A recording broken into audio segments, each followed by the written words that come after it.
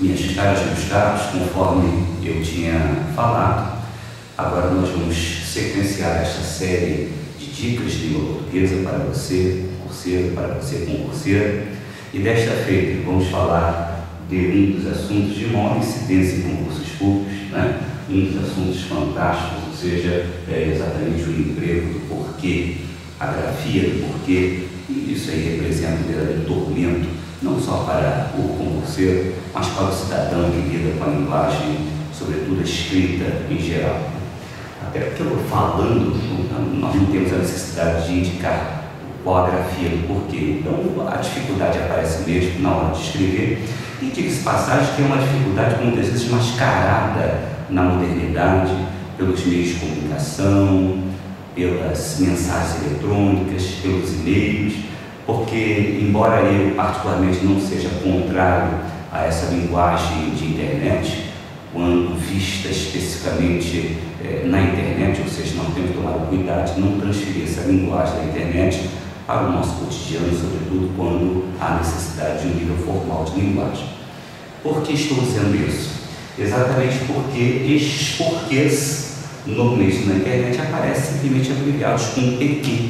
PQ, isso aí, sob a alegação da agilidade da linguagem, isso aparece com grande frequência. Entretanto, este mesmo PQ, que pode servir de instrumento de abreviação, também pode mascarar uma ineficiência, um desconhecimento de como se grafar o porquê.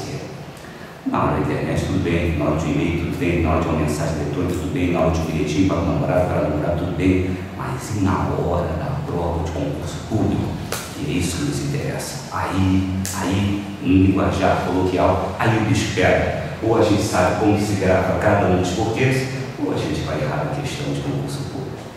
Este porquê separado, sem acento, é exatamente aquela expressão interrogativa de causa, ou seja, ele pode ser substituído, em geral, pela expressão por qual razão, ou então por qual motivo. Então, toda vez que você puder fazer isso, você vai empregar o porquê separado, sem acento. Não dá aqui essas dicas, obviamente, para esgotarmos o assunto, então eu vou me ater a esses casos de maior incidência em concursos públicos, né? Então, eu digo, por que você está zangado? Você diria, por qual razão você está zangada? Então, obviamente, você vai utilizar esse porquê separado, sem acento, e se localizar ao final da frase, ele vai ser simplesmente acentuado, porque este que passa a ser tônico, né? Ou seja, este ponto de interrogação imediato faz com que a tonicidade deste vocal se acentue, e isto força a acentuação gráfica. Na prática, este porquê é igualzinho a este. A diferença está apenas numa tonicidade que é marcada por um final melódico, por um final de frase, por um final de oração. Então, é a mesma expressão por qual razão. Eu digo por qual razão você está zangado, eu digo você está zangada por qual razão. Não necessariamente este porquê separado com acento é seguido de um ponto de interrogação. Ele tem de representar o final melódico. A dica é esta: ele tem de estar ao final de uma oração, não necessariamente ao final de um período. É o caso aqui, ó. Não sei porquê, vírgula, mas você está zangado. Aqui eu tenho o porquê separado, também com acento, pelo mesmo tipo com que este aqui é acentuado. Aqui é final de período, imediatamente seguido de ponto de interrogação. Aqui não é final de período, mas é final de oração. Fixe, para que o porquê separado seja grafado com acento, não há necessidade de ele estar seguido de ponto de interrogação. Basta que ele esteja no final de uma oração. E é o caso aqui. Ok? Mas é a mesma expressão por qual razão.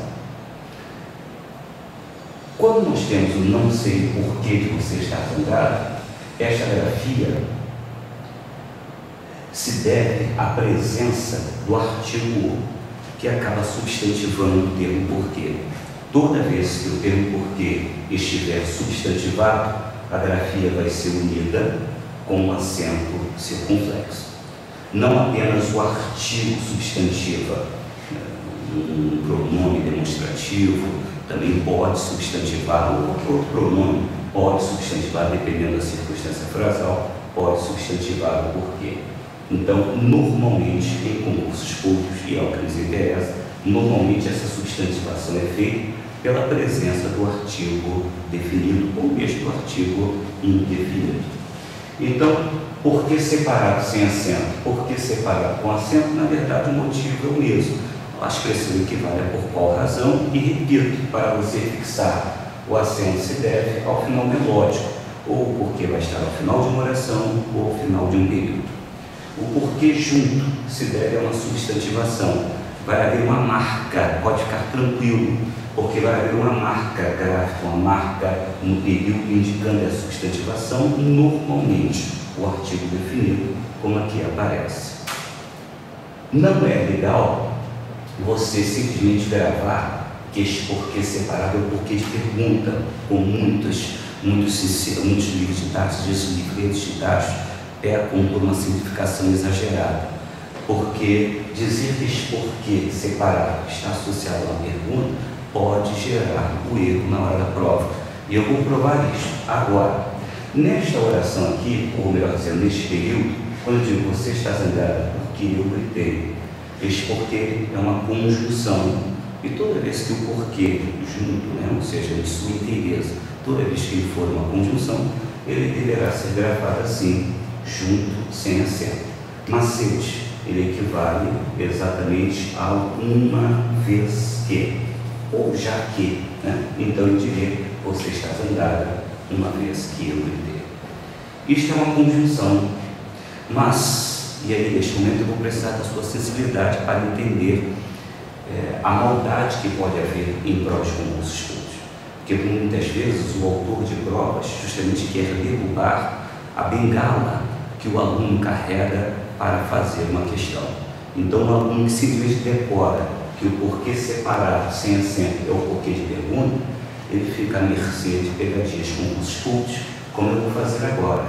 Por exemplo, eu digo, você está zangada porque eu gritei. Este porquê é uma conjunção de natureza causal. Eu estou afirmando a causa de você estar zangada. A causa eu gritei. Digamos, entretanto, que eu não tenha certeza de que a causa é esta. E o que eu vou fazer para o meu interlocutor, para a pessoa que eu estou falando, não é afirmar que ela está zangada porque eu estou gritando. Eu vou perguntar a ela se a causa é esta.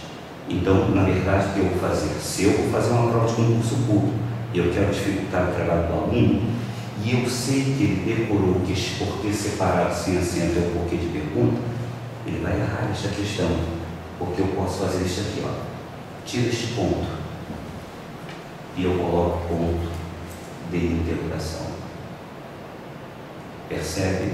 Não é o ponto de interrogação que vai alterar a classe gramatical deste termo. Ele continua sendo uma conjunção. Neste momento você tem que entender pela semântica que este porquê ainda equivale a uma vez que. É diferente perguntar por que você está zangada, e é diferente você dizer você está zangada porque eu gritei. Ou seja, o que eu estou fazendo é lançar uma causa e eu só quero que o meu interlocutor, no caso aqui a minha interlocutora, confirme esta causa. Então cuidado, quer neste momento eu coloque o ponto final, quer eu coloque o ponto de interrogação, não muda isto aqui. Este porquê é o junto com acento, porque a sua natureza em termos morfológicos é a de uma conjunção. Olho aberto nas provas de concursos públicos para você não ser apanhado por pegadinhas deste tipo. Por hora é só, até já.